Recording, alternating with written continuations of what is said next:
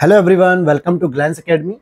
दोस्तों, आप सभी को पता है संकल्प बैच के माध्यम से हम लोगों ने डेली टारगेट्स 20 कंप्लीट किए थे, जिसमें 4 सब्जेक्ट और 4 महीने की करंट अफेयर्स, साथ ही साथ आरओ और यूपी पीसीएस पीवाईक्यू को कंप्लीट किया था।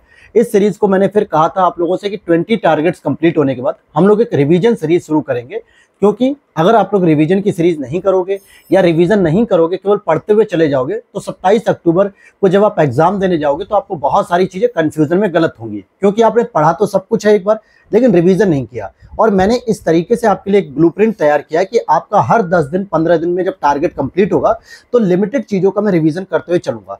और अभी तक हमने जितना भी पढ़ा टारगेट 20 में, ठीक है, 20 टारगेट के माध्यम से जो भी कुछ हमने कवर किया उनको हम अगले 7 से 8 दिन के रिवीजन सीरीज में कंप्लीट करेंगे। जैसा कि कल मैंने आपको साइंस में भी कुछ सेगमेंट दिए थे और पॉलिटी में दिए थे।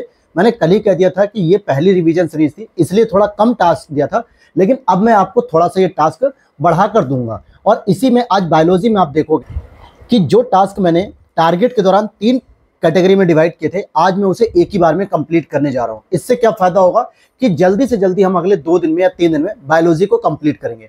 सोर्सेज को मैंने ऑलरेडी बताया था कि लूसेंट इसके लिए फॉलो करनी है, यूपी पीसीएस और आरओ के लिए। साथ ही साथ आप देखोगे कि आपको इसके साथ घटना चक्र पूर्वालोकन की सीरीज को पढ़ना है। बस ये 2 सोर्स अगर आप फॉलो कर लेते हो तो आपके साइंस के सारे प्रश्न सही हो जाएंगे।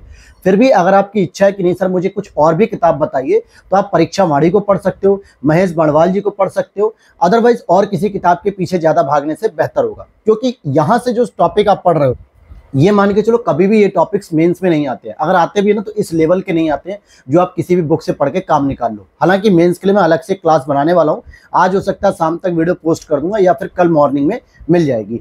शुरू करते हैं बायोलॉजी के बारे में।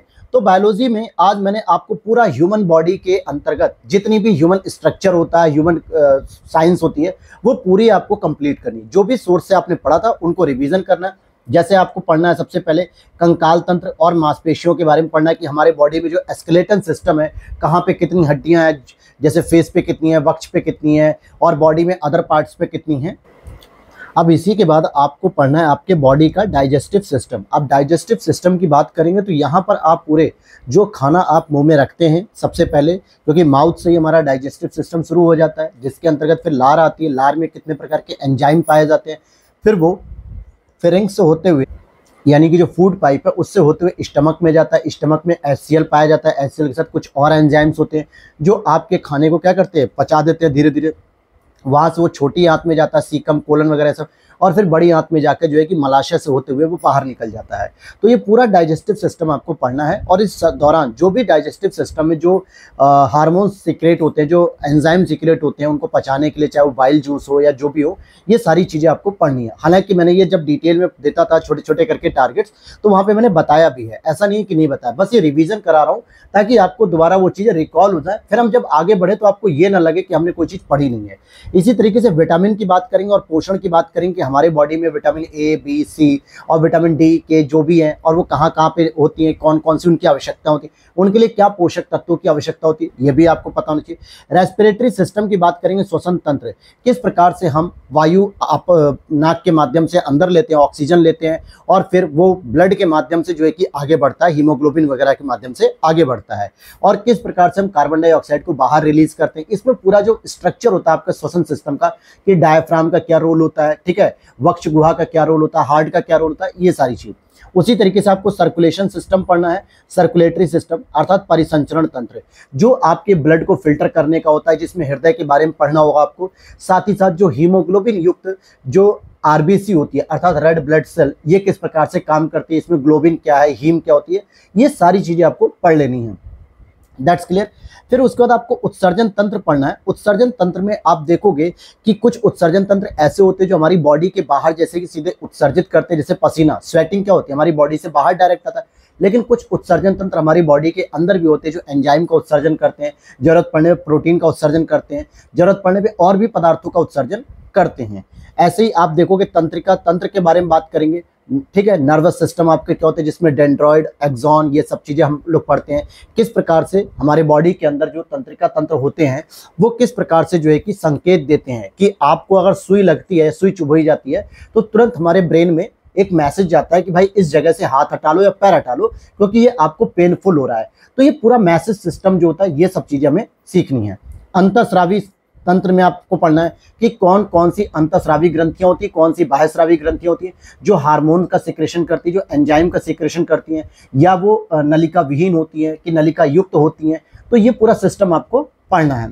और लास्ट में आपको जनन एवं भ्रूणीय विकास पढ़ना है कि किस प्रकार से बच्चे का जन्म होता है, किस प्रकार से आपका मेल फीमेल का बॉडी पार्ट्स होते हैं, ये सारी चीजें इसमें पढ़ लेनी है। हालांकि मुझे पता है कि ये टास्क थोड़ा बड़ा है, लेकिन मैंने कल ही कहा था कि रिवीजन सीरीज, इसीलिए मैं थोड़ा सा डिले कर रहा था और साथ में एग्जाम की नोटिस आ गई थी।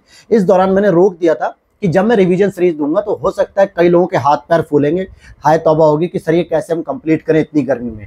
गर्मी से मतलब नहीं, पढ़ने के लिए कुछ भी हो, पढ़ना है और ये टास्क पूरे करने हैं, नहीं तो फिर 7 दिन के अंदर रिवीजन नहीं होगा। और अगर रिवीजन नहीं होगा तो मेरा आगे का जो ब्लूप्रिंट है आपके लिए प्रीलिम्स के साथ मेंस को लेकर चलने का, वो सारा डिले हो जाएगा और फिर आप प्रीलिम्स में उलझे रह जाओगे। तो मुझे क्या करना है वो मुझे पता है, और आपको क्या करना है ये मैं आपको टास्क दे रहा हूँ, ये आपको कंप्लीट करना है। और साथ में जो भी 2 ढाई घंटे 4 घंटे 5 घंटे में रिवीजन करो। फिर आगे जो टास्क हम देंगे छोटा छोटा रहेगा ताकि आप इजीली रिवीजन भी कर सको और इजीली उसे कंप्लीट कर सको, क्योंकि प्रीलिम्स की डेट काफी लंबी है, 27 अक्टूबर फिर 22 दिसंबर। तो इस दौरान जो है कि आप धीरे धीरे प्रीलिम्स को पढ़ो और साथ में मेंस की भी तैयारी में कराते चलूंगा। ठीक है, कल टाइम नहीं मिल पाया था, आज भी टाइम नहीं मिल पाया, मुझे हॉस्पिटल वगैरह के काफ़ी बिजी हूँ मैं इस समय, तो इसलिए मुझे समय नहीं मिल पाया। कल मॉर्निंग में हो सकता है आपको मेंस ओरिएंटेड जो डिस्कशन क्लास होगी, कैसे करना है कैसे नहीं, वो चीज़ें मैं आपको दे दूंगा। तो यहाँ तक आप देखोगे कि बायोलॉजी में पूरा ह्यूमन बॉडी से संबंधित जितना भी स्ट्रक्चर आपने पढ़ा था वो सारा आज आपको रिवीजन कर लेना है। लेकिन जब बायोलॉजी आपको ज़्यादा बड़ी दी है तो मैंने पॉलिटी को थोड़ा छोटा कर दिया है।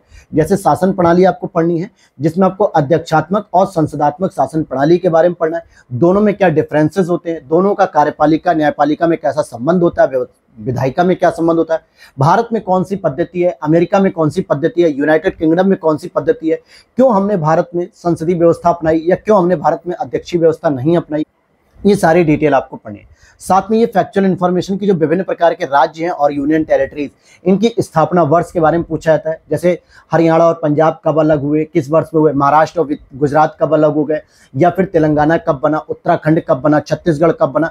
और नॉर्थ ईस्ट में बहुत सारे राज्य हैं, मिजोरम, सिक्किम, अरुणाचल प्रदेश और मणिपुर, इनकी क्रोनोलॉजी पूछी जाती है कि किस वर्ष में कौन से राज्यों का निर्माण हुआ। ये सीधे सीधे मिलान करने के लिए आता है। और ऐसे एक चैप्टर आपको पढ़ना है नागरिकता, जो कि आर्टिकल नंबर 5 से 11 तक के बारे में पढ़ना है।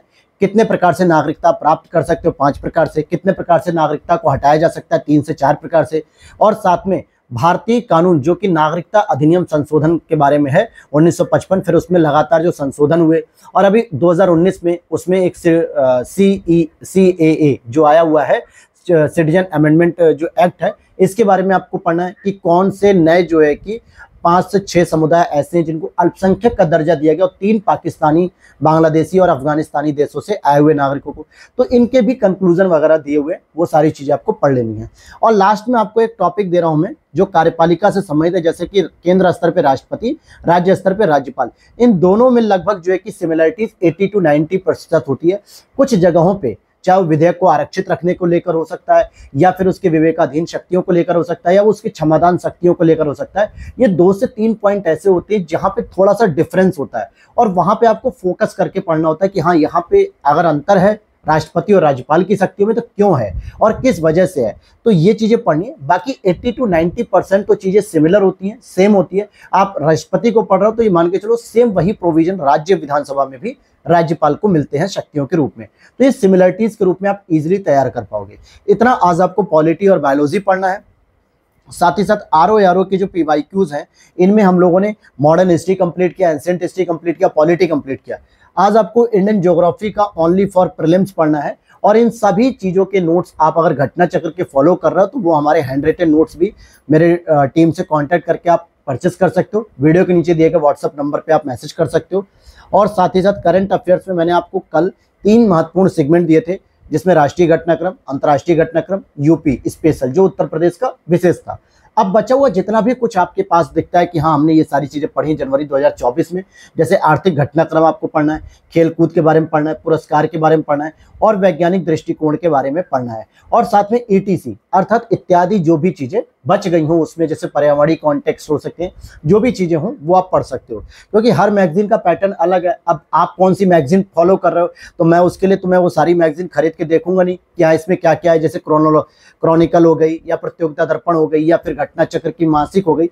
आप जो भी फॉलो कर सकते हो, या बहुत सारे स्टूडेंट ने मैसेज किया था कि सर हम किसी यूट्यूब चैनल की क्लास देख सकते हैं कि नहीं, किसी यूट्यूब चैनल की जो पीडीएफ हम उसे फॉलो कर सकते हैं कि नहीं, तो बिल्कुल फॉलो कर सकते हो, क्योंकि सबके पढ़ाने का तरीका लगभग एक जैसा ही होता है कि राष्ट्रीय अलग, अंतर्राष्ट्रीय अलग, यूपी अलग, और आर्थिक अलग, खेलकूद विशेष पुरस्कार वगैरह अलग।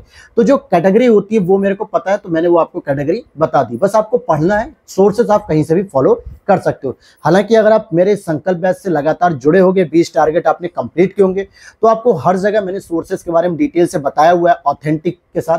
तो आपको नए सोर्सेज को फॉलो करने की आवश्यकता नहीं, जो आपने पढ़ा है बस उसे रिवीजन करना है। तो आज का हमारा टास्क दोस्तों इतना ही है, और कल हमारा रिवीजन सीरीज 3rd नंबर आएगा, जो हो सकता है कल बायोलॉजी का मतलब आज अगर आपने कंप्लीट कर लिया तो बायोलॉजी का 50% कंप्लीट। अब बचेगा फिर पादप के बारे में यानी प्लांट के बारे में, और थोड़ा बहुत इंजीनियरिंग टेक्नोलॉजी के बारे में, वो चीजें भी मैं आपको बता दूंगा। That's clear. तो मिलते हैं नेक्स्ट वीडियो में। Thanks for watching.